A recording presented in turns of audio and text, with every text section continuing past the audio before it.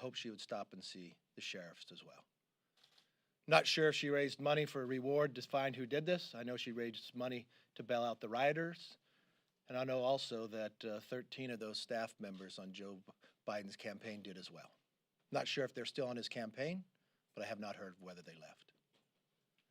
I know you just had a press conference with the Speaker of the House. She happens to be from my home state. I don't know if you've asked her about the ambush, the shooting of those two sheriffs, but I know when she was asked before, she said people will do what they do. Not sure if she changed her opinion or condemned the action as well. Maybe that's a question you can ask her. This majority under the leadership of Nancy Pelosi has to be one of the weakest congressional terms in history. They carried out the most partisan, rushed impeachment in the U.S. history. Chris Rock has said, in focusing on the impeachment, they let the pandemic come in. They support defunding our police and shrinking our military budget, and they have repeatedly delayed relief for the American people. The Democrats' failures continue. This week we learned 60% of the businesses that shut down during the pandemic, nearly 100,000 businesses, have closed permanently. Now, as Republicans, we tried to use the so-called emergency session back in August to help our small businesses and replenish them with a successful Paycheck Protection Program. We made that when Speaker Pelosi called us back for that emergency meeting on the post office. You know, prior to our departure, where she said we would not leave until we had a COVID relief bill.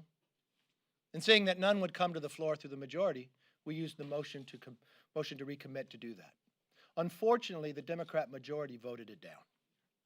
Americans still need relief for the economic fallout of this pandemic response. Congressional Republicans have come to the table with a targeted proposal.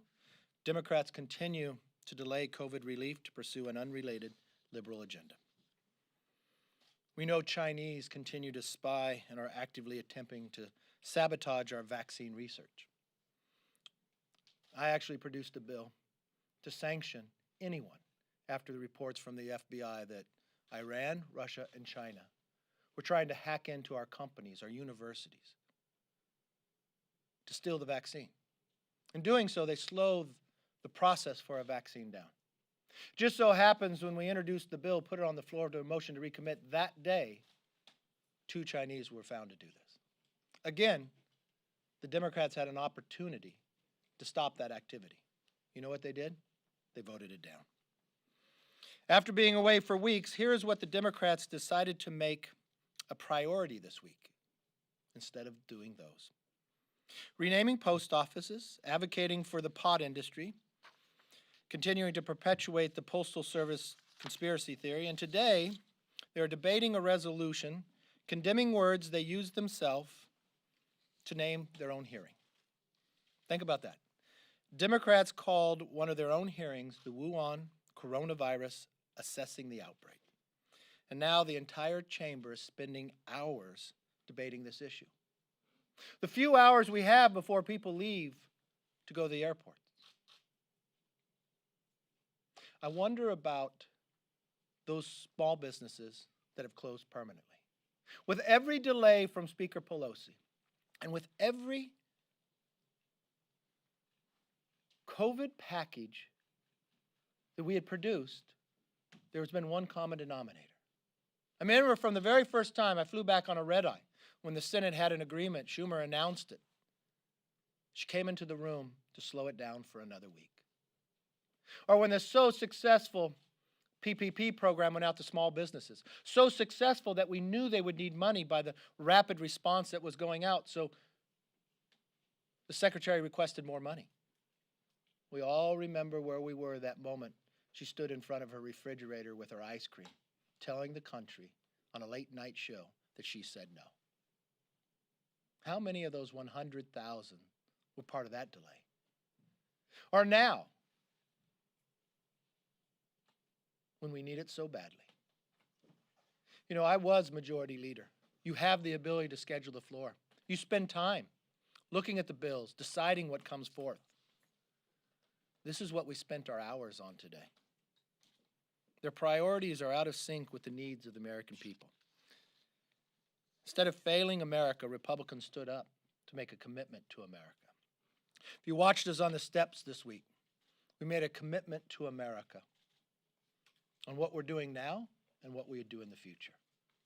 We believe that we can renew our way of life, defeat the virus, and keep America healthy. We do that by developing a vaccine that is safe and effective. We do that by protecting pre-existing conditions, tripling the rapid COVID testing, lowering prescription drugs. We do that by making our streets safe and secure, by not defunding of the police, but actually adding $1.75 billion for police training, community policing, and 500,000 body cameras. We will rebuild the greatest economy, adding 10 million new good-paying jobs. We do that by expanding PPP instead of holding it back for the small businesses. We do that by expanding the child tax credit to $2,000 we've already given, also protecting the opportunity zones and providing more tax relief so you get more money in the take-home pay. We also do that by ending our dependency on China. Have we not learned through this COVID experience the damage of the dependency on China has caused us? Let's bring that supply chain back home, creating more U.S. jobs right here. Building our own medical supplies here. We don't make penicillin or vitamins anymore, but we should. Then we have a plan to upgrade our infrastructure, making sure every house has internet. A 5-year plan that rebuilds our roads, our bridges, our airports. We also believe we can renew the American dream to make sure every child goes to an excellent school. Those are the things we'd spend our time on this floor. But unfortunately, that's not what we did today. There's already efforts underway to make a difference. The Democrats don't want to provide help for those 100,000 businesses now or permanently out, but Republicans will. Yesterday, House Republicans led by Steve Chabot and Jamie Herrera Butler introduced a discharge petition to help small businesses access billions of dollars in relief. We urge all of our colleagues to sign the petition to join us in fighting for small businesses. I know there are a few Democrats out there very upset with Nancy Pelosi. They think they could do something better. They can sign the discharge petition. They voted for her for Speaker. They allow her to continue to be the leader. But do they just say these things because it's close to an election? Do they just say these things to lie to their own constituents? Now is an opportunity to show if they really mean what they say. Let's see how many signed the discharge petition. Because I think Americans are fed up with political posturing and empty words. They want action, and Republicans are ready to lead. With that, let me take questions. And unlike Speaker Pelosi, I guess I don't pick and choose what you ask. I can't believe you allow her to do that, but so be it. Yes. Speaker McCarthy, who do you trust on COVID science, Dr. Redfield or the President? I will tell you this. I spent time yesterday with Dr. Slowey, the advisor, chief scientific advisor. Very, very impressed with Secretary Azar as well. And listening to them, listening to the companies that are building our vaccines right now. And Dr. Slowey has done 14 vaccines. He's probably the premier individual in the entire world. We're going to have a safe and effective vaccine this year. And listening to the preparation of what we've been able to do with Operation Warp Speed to be able to deliver it when that time comes. If I just take the words of the CDC and the President is right. But what? But there's mixed messages coming from this administration. You have Dr. Redfield on the one hand saying one thing about the virus timeline or the vaccine timeline and masks, and you have the President undercutting him. So who are Americans to trust, though? Okay, well, let me take your question. You say Redstone said one thing, the President said the other. What I think has happened here, because of Operation Warp Speed, things are moving so quickly that we are able to do things that we haven't done before, but making sure we test every ability of going forward so it's safe and it's effective. I think one of those two individuals had more information than the other, and that was the President. So what you should do is actually ask the question to Dr. Slowey. who's in charge of this, who is the advisor to what's happening, who's working every single day with the 8 companies that are building the vaccines. Now let's take for instance, let's go outside of the framework of the people that you just asked me. I watched a CEO of Pfizer tell the public, not government, that he thinks this is going so well, they may even have it, and gave you a date in October. Now, they are the ones who are building it right now. So I would probably go to the source. I don't blame Dr. Redstone. He just was not updated. I think he probably needs to be updated. So the vaccine will be widely available to all Americans in October, November, December? You know, the unique things when we sit back and study this, of how we were able to build the vaccine safe and effective, creating the dosage and the distribution center ahead of time, and doing that now, you are going to have the ability for the dosage to come out to people as soon as it is safe. Yes? Are you going to bring a motion to vacate to oust Pelosi from her chair? Look, I do not want Nancy Pelosi to be speaker, but I do not want Nadler to be chair. I do not want Schiff to be chair, and I do not want Maxine Waters. 40-some days from now, we will remove them. Thank you, sir. So Problem Solvers introduced legislation earlier this week, that was, well, not legislation, they introduced ideas for a bill that's more bipartisan. And then the president tweeted that they would accept, he said, push for much higher numbers. What is a number that House Republicans can get behind? You know, it's interesting. I always look at what's in the bill. I know what this country needs. We don't need to start with a number. We need to start by working. It's interesting to me that when the Speaker Pelosi said to all of us, we would not leave until we get a COVID bill, but she sends us all home. But then she calls us back on an emergency for the post office. So during that time, the only power the minority has is to move a motion to recommit, and we did. And what did we spend our time on? We spent ours on COVID relief. What did they do? They voted it down. This week, we come back after being gone for all this time with watching Speaker Pelosi talk about how hard she's stopping everything once again. The common denominator here, in every COVID relief package we have done, Speaker Pelosi has either slowed or delayed the action. You begin to wonder why.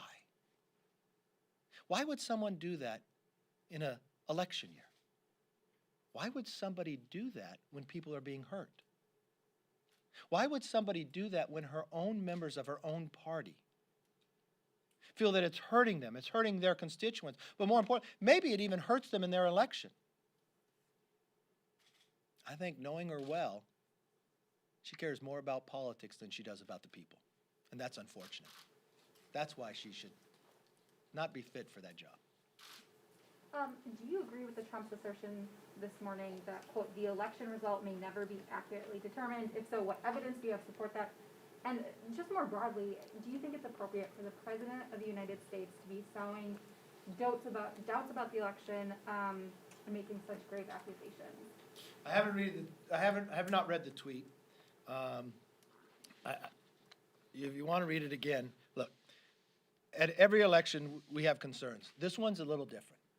And I've raised this many times before, and it's not from any basis of anything other than a person who cares about an honesty in election. There is a difference between an absentee ballot and all mail ballots. I was just with a friend down in Texas. I have a lot of friends in Texas now, and I've never grown up in Texas. All my friends in Texas had moved from California. This one had moved more than 6 years ago. And when I went to see him for dinner, you know what he handed me? The absentee ballot California had mailed him that he moved more than 6 years ago. Los Angeles County has actually been ordered by the courts to clean up their rolls. They have more than 1.5 million people on it who do not live there. When you request an absentee ballot, you have to sign your name. So they check your signature based upon your voter registration.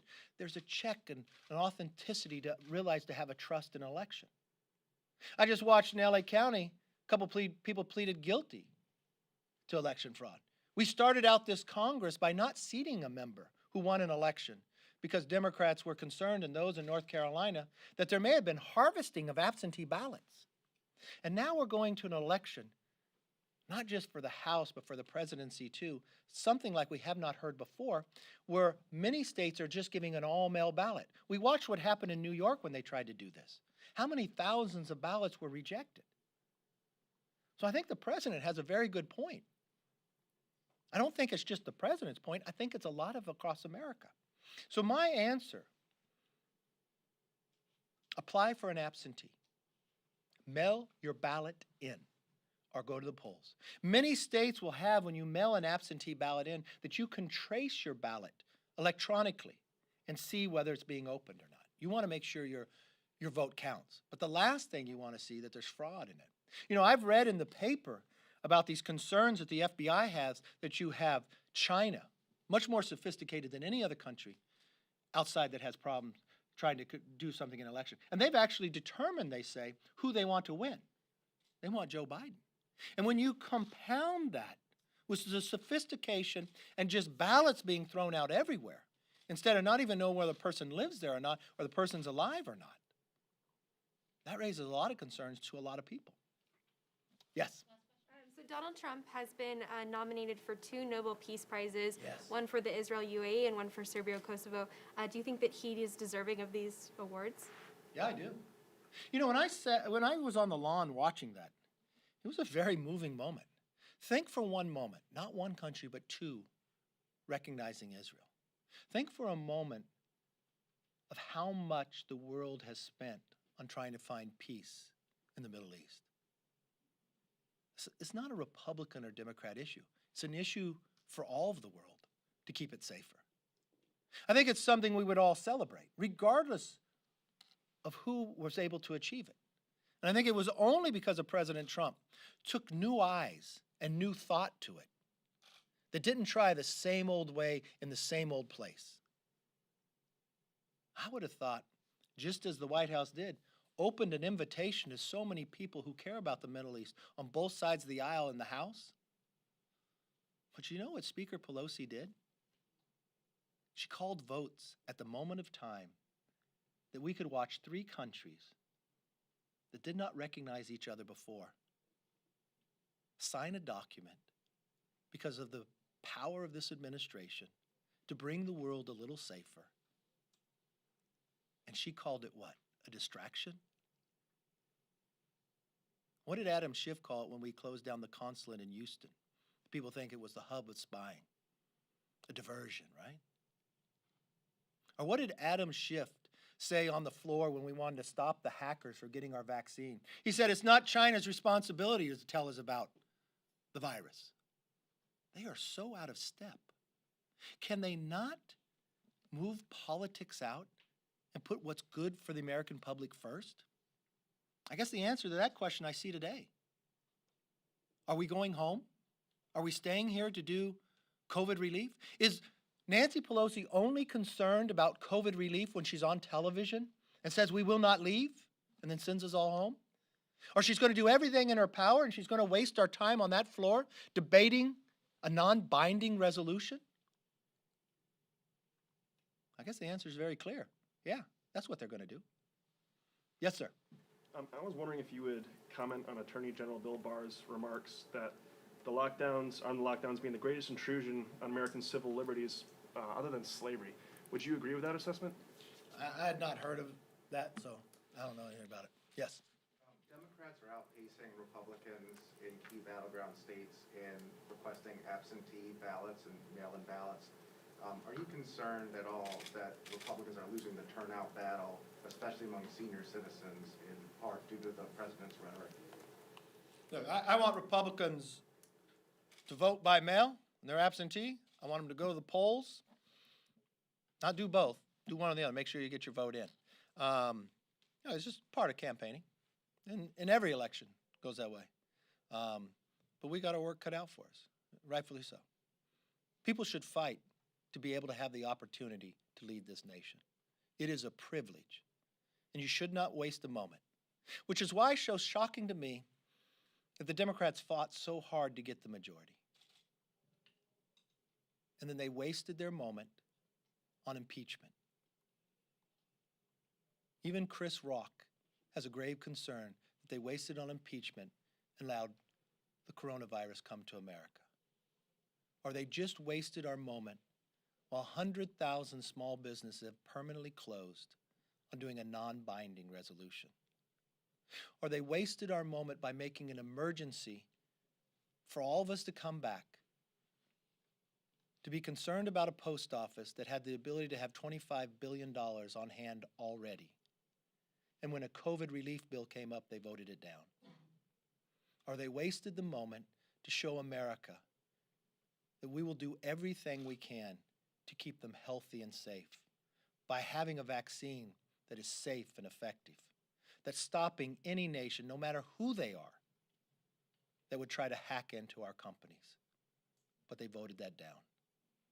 Are they so blinded that they will harm the average American citizen, that each and every one of us, simply because they want a political gain? That's not what I think of when I think of people who want to lead and run.